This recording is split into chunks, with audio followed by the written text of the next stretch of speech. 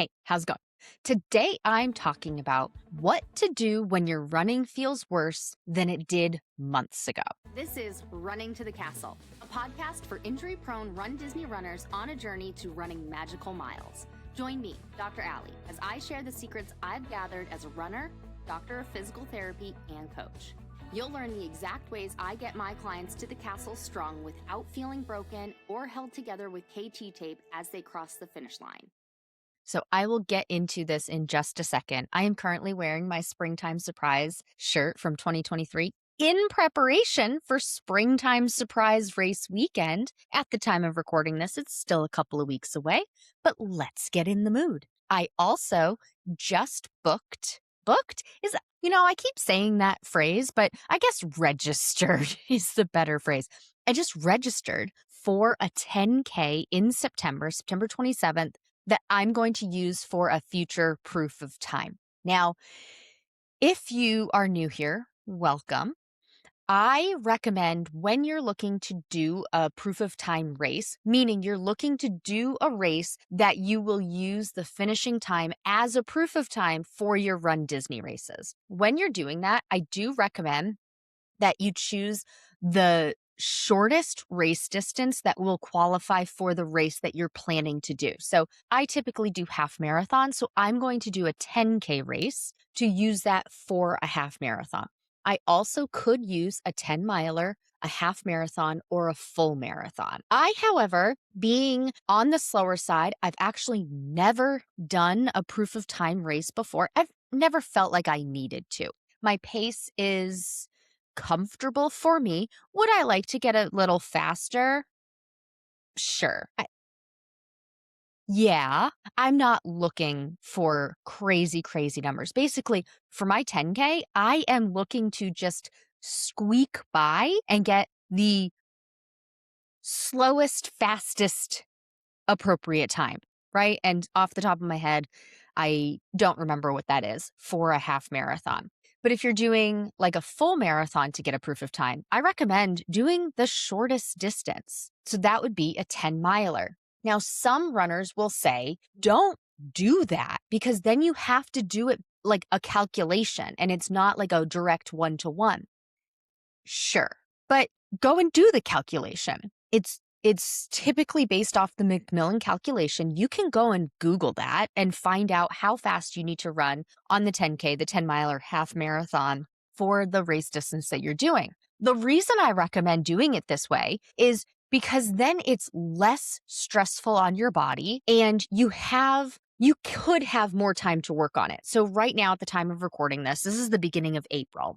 And I have scheduled this race for September 27th. Could I have done one in June and still technically had the appropriate timeline to do a 10K race based on my training plans?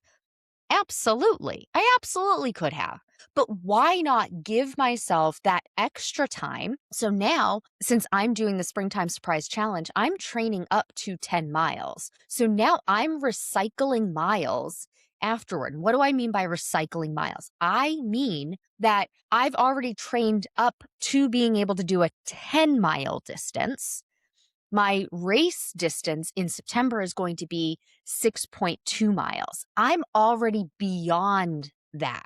So I don't need to worry about training up to a 10K. I'm already there. So now I just get to work on getting faster. So you've probably heard me say, and if you've downloaded my training plans, you have seen in my training plans, I recommend not doing the full distance of the race in training. And I don't recommend for sure going beyond that. However, when you've already trained up to or surpassed the race distance, you can do things differently.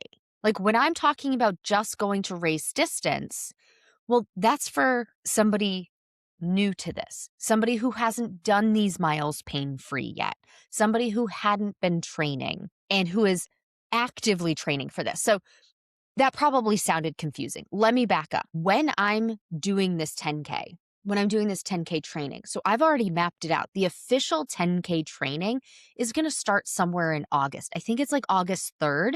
Don't quote me on that. but it's about 8 weeks before my race.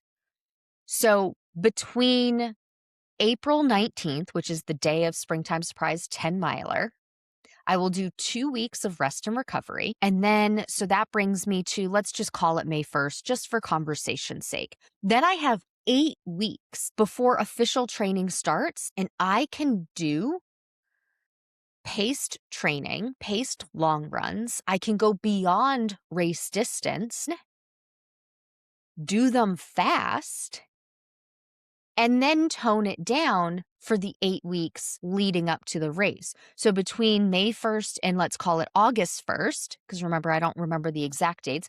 The exact dates don't matter. You look at the calendar for your race. But between May 1st and August 1st, that's all of May, all of June, all of July, I have 12 weeks to basically, I could go to 10 miles again if I wanted. I don't think I have it trained up that high. I think the highest I'm going to go is 8 miles, but I'm going to work on paced long runs and speed and some strength. And I can do that for those 12 weeks because that will be my build phase.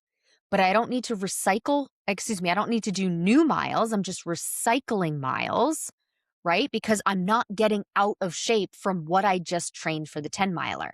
But then once official training starts for the 10K, which is August 1st, 2nd, or 3rd, I'm not going beyond race distance. I'm not doing it. It's training up to the 70, 80% of race distance and calling it a day.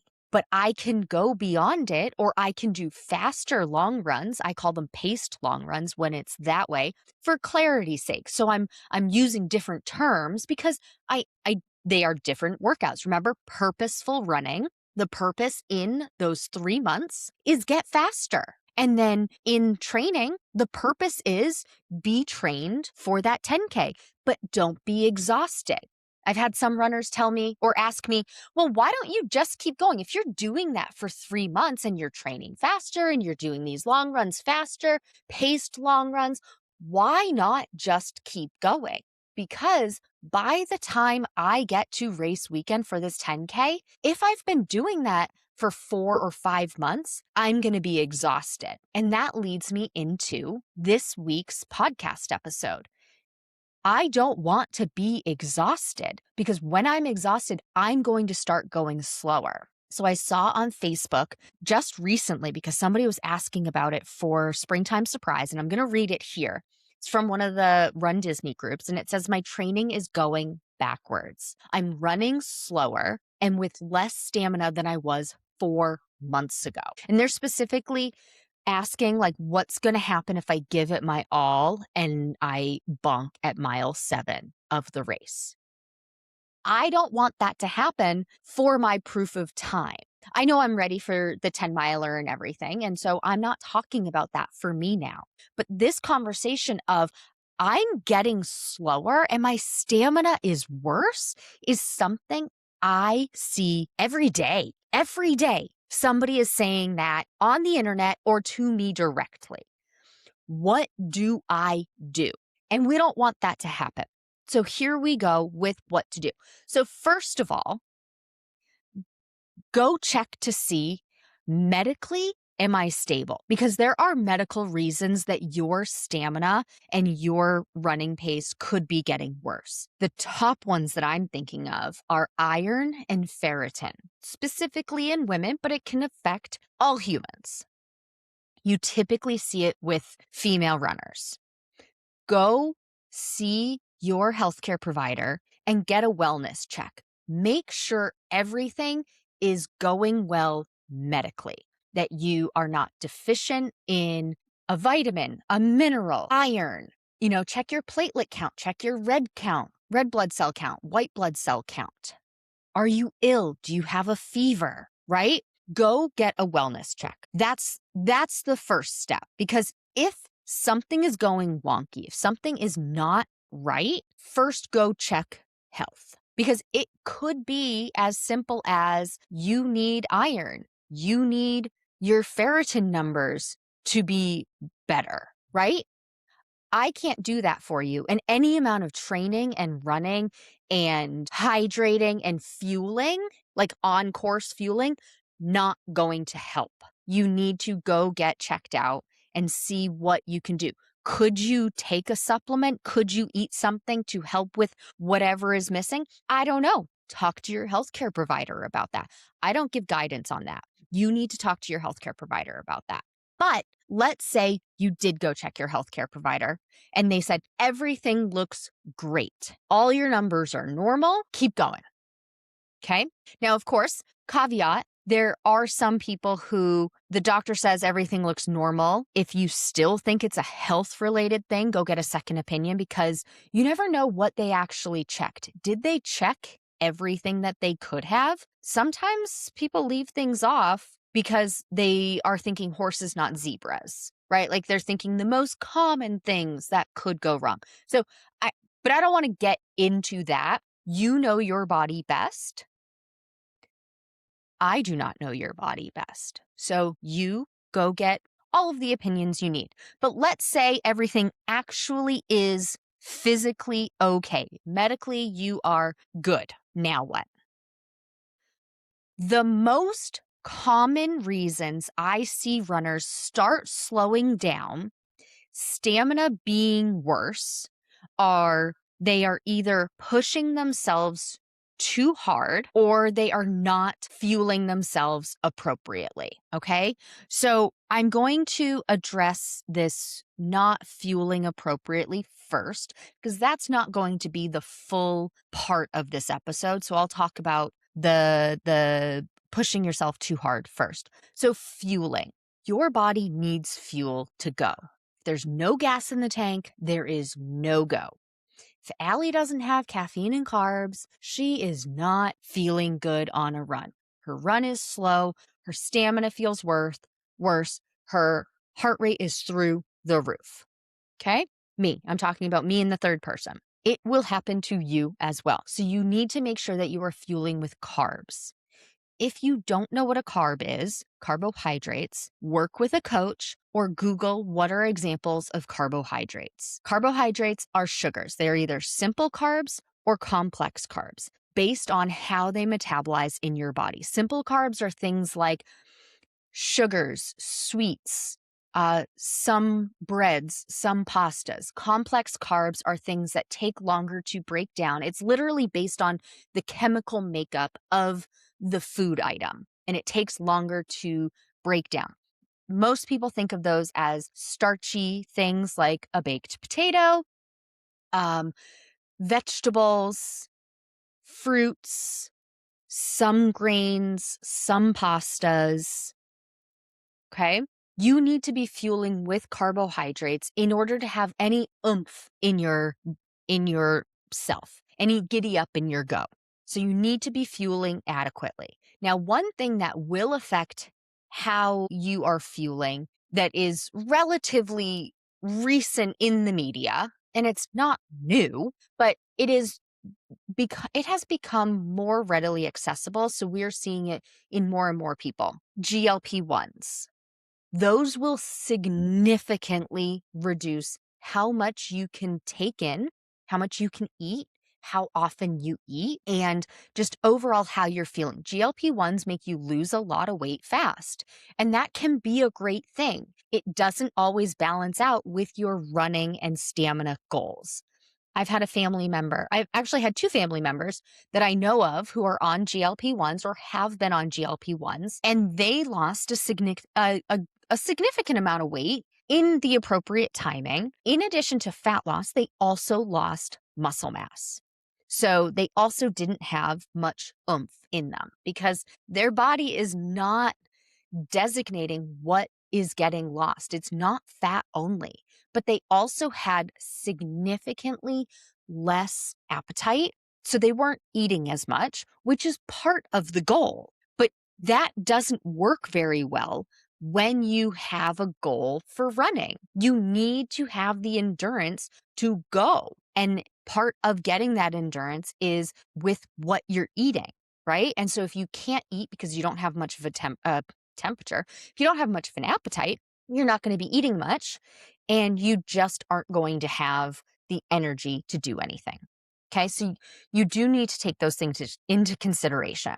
But the next thing that I see, this is the most common reason, is runners are actually pushing themselves too much. They're pushing themselves too much to recover. And so then after months and months and months of doing that, they go slower and slower. Their stamina is worse. Their heart rate is through the roof. Their breathing rate has increased, and they are just not feeling it.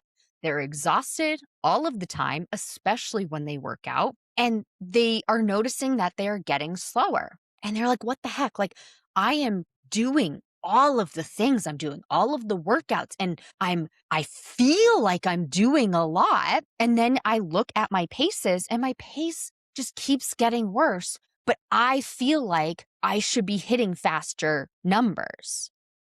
And so I've talked about the gray zone, right? Where all of your paces are kind of muddled.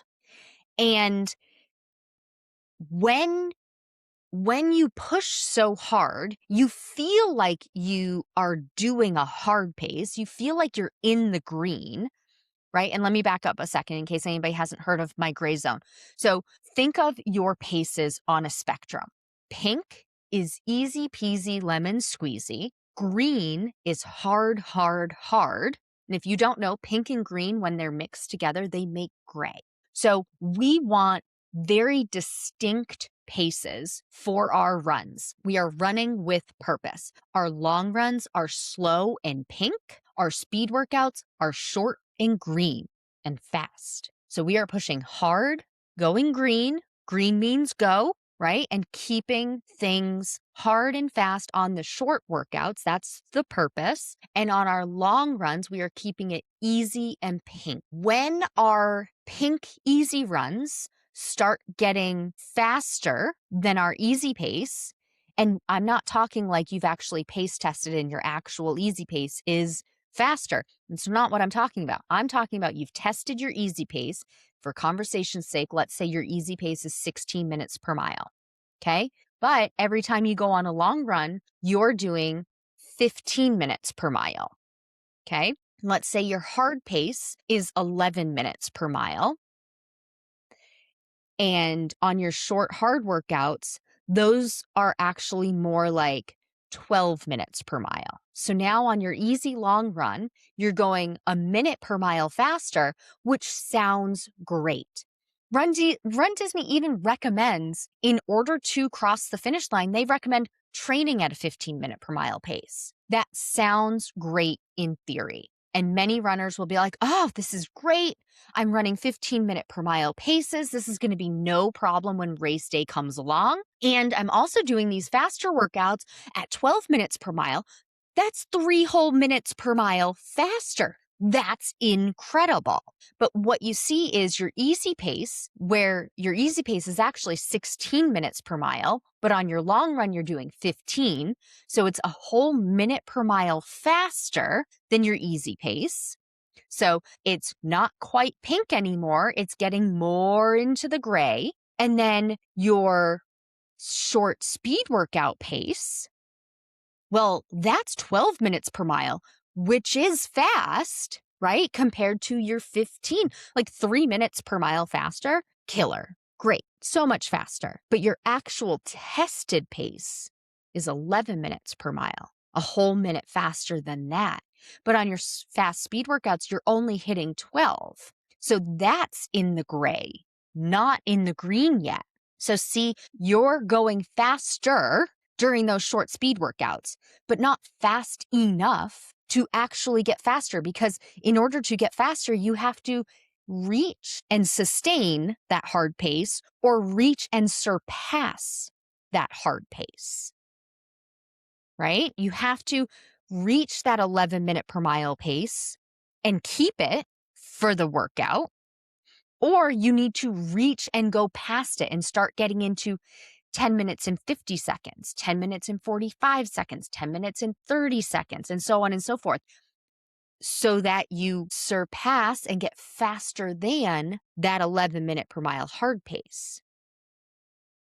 But you can't do that, and your 12-minute per mile hard pace feels your 12-minute per mile speed workout pace feels hard and it looks faster. But because you've been going 15-minute per mile pace on your long runs, that's a minute per mile faster than your easy pace. And so you aren't going easy enough to actually conserve energy to push your limits on the speed workout days. And then if you keep doing that enough, like this person, let's say over 4 months, now your easy long run is getting slower and slower. Now you're actually going to that 16-minute per mile pace, but it doesn't feel easy anymore. Your heart rate is 10 to 15 beats per minute faster on your long run. It's taking longer for that heart rate to come back down after you finish the run. And now you're hitting 13-minute per mile paces on the speed workouts. You're getting nowhere near those 11s. And that 13-minute per mile pace, you're hitting max heart rate, but you're nowhere near what you used to be. And it's because all of your paces have just been in that middle, in that gray zone, and your body is on overload. You've been pushing and pushing and pushing, but not reaping the benefit. So one of the best comparisons I can think of is a knot. Have you ever had something in a knot? Like I- ropes, this happens to all the time. Like, so growing up, my dad's a big sailboat person. He has a 17-foot catboat. It's large enough to hold 6 adults, but it's small enough that it can be sailed by one person. It's a really good size sailboat for people who like sailing and like having, the family or friends or whatever around on it. So I am not much of an ocean person. I am not much of a boat person. I get incredibly seasick. However, I grew up doing these sailboat trips every weekend, all summer, until I could essentially drive away and not have to go, or like work in the summer. I would be working on Saturday instead. So anyway, growing up, I learned to tie a bunch of different knots. Don't ask me to tie any knots anymore. I don't remember a single one of them. But you have to tie knots sailing in a very specific manner because it cannot get caught up, right? Like it has to be able to hold tight, but it also has to be released when you want it to be released. And so I learned how to tie these knots, and now I know how to release a knot without having to cut the rope. And you may notice that your cords, like your charging cable for your phone, maybe it gets tied up and you start trying to unravel it. And same thing like those sailing knots, the harder you pull that knot to undo it, the tighter it gets. But when you relax it, you relax the pull, you start loosening things up, then you can gently release that knot. But the harder you pull, the tighter it gets, and the more likely you're just going to have to cut that knot off completely and you have lost some of your rope. You can't do that on a sailboat because if you lose that, you might even just lose your sail and then you're out of control. But that's what's happening every time you're pushing your boundaries, especially on the long run, right? Like, could you still finish a race and feel pretty good not doing speed workouts and just doing long, easy, or maintenance runs? Absolutely. You absolutely can. But you can't stay feeling well, feeling like things are going nicely and your stamina is picking up and you're about to cross the finish line. You can't do that if you push too hard on those long, easy runs. You have to tone it back. Stop pulling that knot tighter, relax, let it loosen up, and then you can gently unfold that knot. Stop pushing your easy runs, your long runs, faster and faster, harder and harder, because you will go backwards. You will start getting slower. You will start feeling like your stamina is worse. You will start feeling like you're breathing heavier, and you will start feeling like your heart rate is just going through the roof and taking longer to come down because you're overworking it. You're pushing too much. Tone it back so that you can catch up again.